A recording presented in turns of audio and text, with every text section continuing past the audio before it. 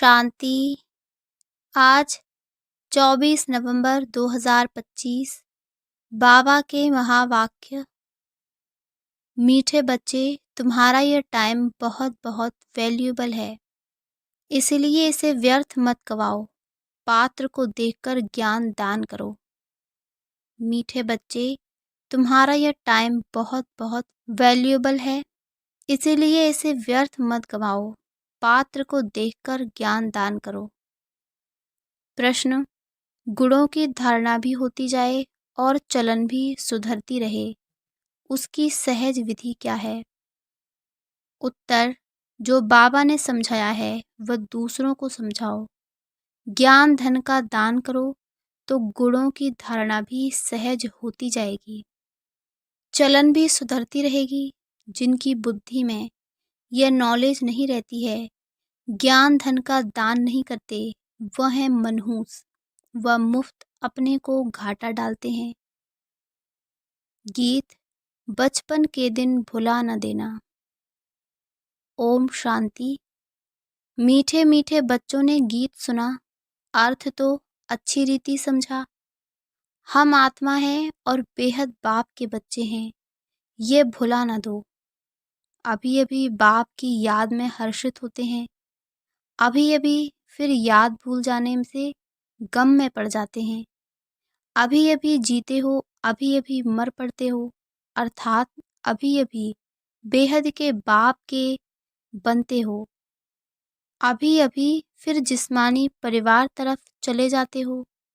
तो बाप कहते हैं, आज हंसे कल रुला न देना। ये हुआ गीत का अर्थ।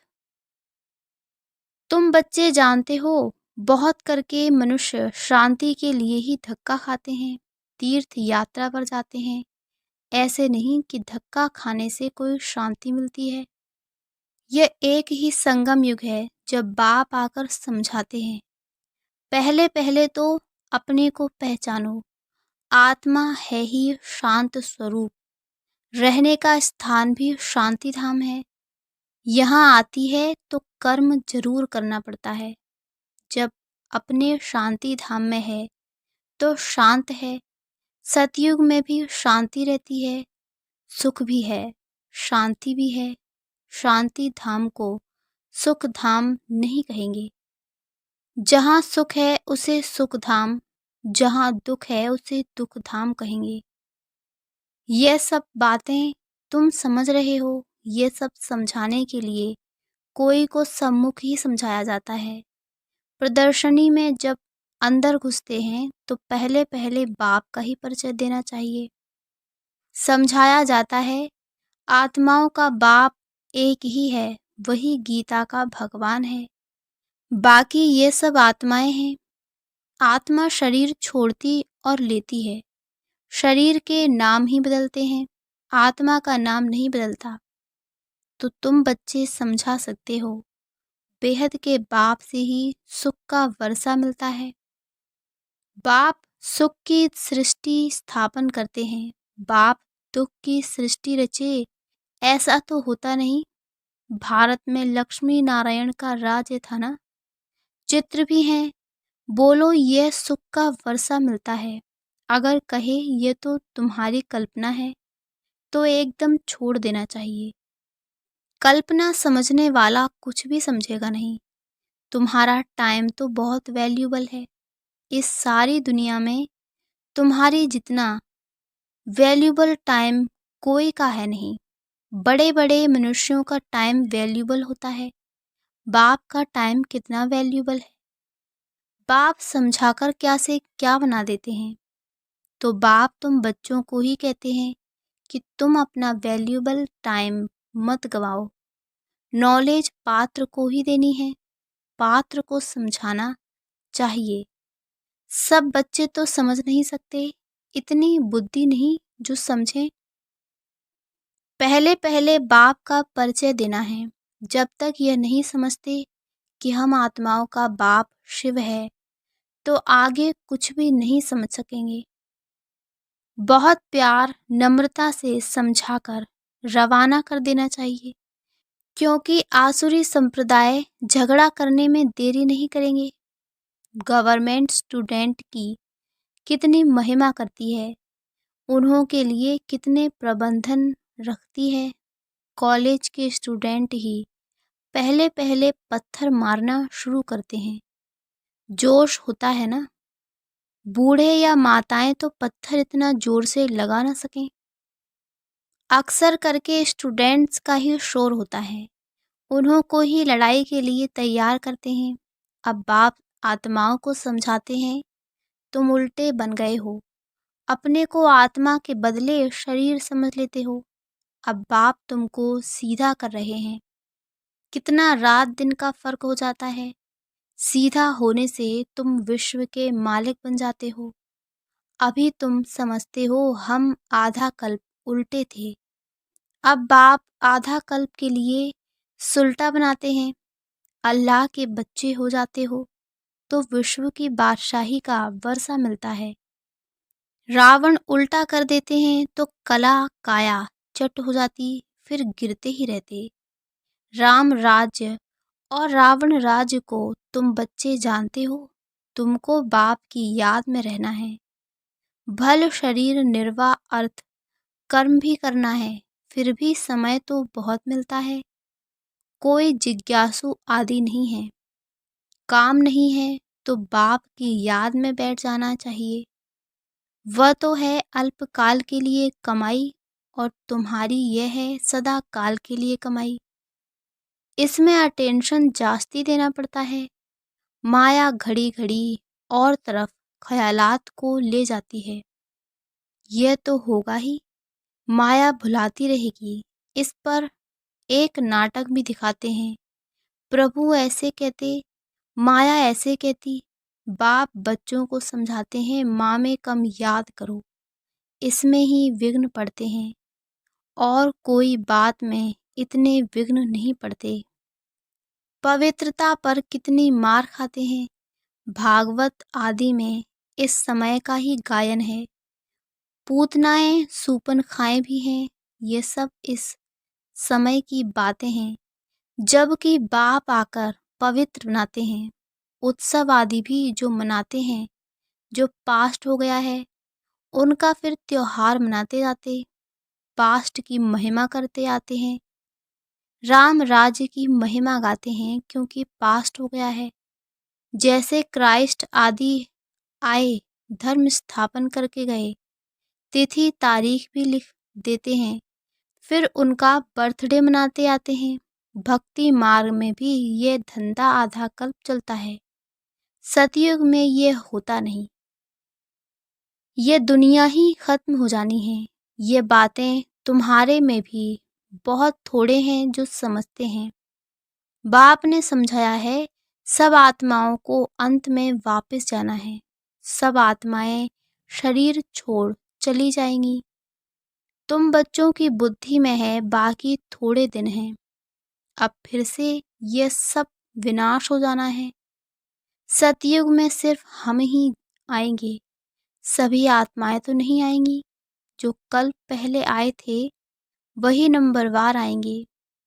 वही अच्छी रीति पढ़कर और पढ़ा भी रहे हैं। जो अच्छा पढ़ते हैं वही फिर नंबरवार ट्रांसफ़र होते हैं। तुम भी ट्रांसफ़र होते हो। तुम्हारी बुद्धि जानती है, जो आत्माएं हैं सब नंबरवार वहाँ शांति धाम में जाकर बैठेंगी, फिर नंबरवार आती रहेंगी। बाप फिर भी कहते हैं, मूल बात है बाप का परिचय देना। बाप का नाम सदैव मुख में हो। आत्मा क्या है, परमात्मा क्या है, दुनिया में कोई भी नहीं जानते। भल गाते हैं, भ्रकुटी के बीच चमकता है अजब सितारा। बस जास्ती कुछ नहीं समझते। सो भी ये ज्ञान बहुत थोड़ों की बुद्धि में है। घड़ी घड़ी भूल जाते हैं। पहले पहले समझाना है, बाप ही पतित पावन है। वर्षा भी देते हैं, शहंशाह भी बनाते हैं।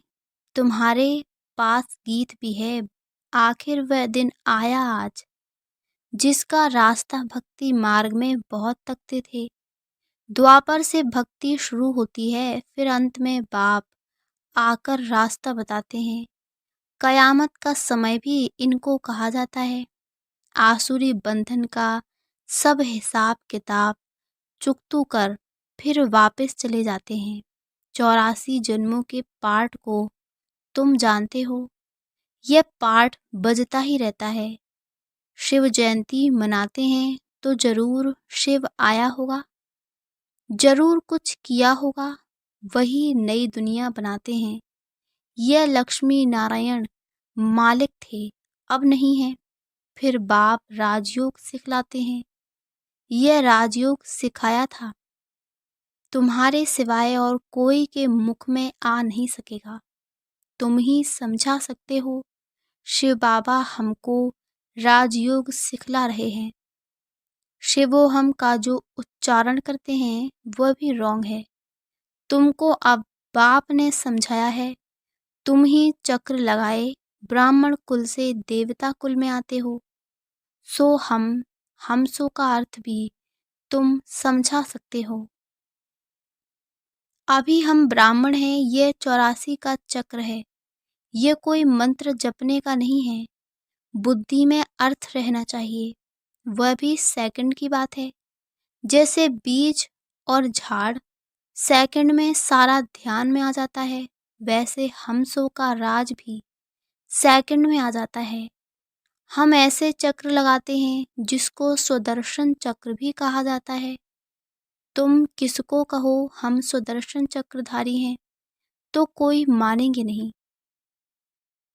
कहेंगे ये तो सब अपने ऊपर टाइटल रखते हैं। फिर तुम समझाएंगे कि हम 84 जन्म कैसे लेते हैं। ये चक्र फिरता है, आत्मा को अपने 84 जन्मों का दर्शन होता है। इसको ही सुदर्शन चक्रधारी कहा जाता है। पहले तो सुनकर चमक जाते हैं, ये फिर क्या गपोड़ा लगाते हैं। जब तुम बाप का परिचय देंगे तो उनको गपोड़ा नहीं लगेगा। बाप को याद करते हैं, गाते भी हैं, बाबा आप आएंगे तो हम वारी जाएंगे, आपको ही याद करेंगे। बाप कहते हैं तुम कहते थे ना, अभी फिर तुमको याद दिलाता हूँ। नष्टो मोहा हो जाओ, इस देह से भी नष्टो मोहा हो जाओ। अपने को आत्मा समझ मुझे ही याद करो तो तुम्हारे विकर्म विनाश हो जाएं। ये मीठी बात सबको पसंद आएगी। बाप का परिचय नहीं होगा तो फिर किस न किस बात में संशय उठाते रहेंगे। इसीलिए पहले तो 2-3 चित्र आगे रख दो जिसमें बाप का परिचय हो। बाप का परिचय मिलने से वर्षा का भी मिल जाएगा। बाप कहते हैं मैं तुमको राजाओं का राजा बनाता हूँ, ये चित्र बनाओ। डबल सिरताज राजाओं के आगे सिंगल ताज वाले माथा टेकते हैं। आप ही पूज्य, आप ही पुजारी का भी राज समझ में आ जाए। पहले बाप की पूजा करते हैं, फिर अपने ही चित्रों की बैठ पूजा करते हैं। जो पावन होकर गए हैं उनका चित्र बनाए बैठ पूजते हैं। ये भी तुमको अभी ज्ञान मिला है। आगे तो भगवान के लिए ही कह देते थे, आप ही पूज्य, आप ही पुजारी।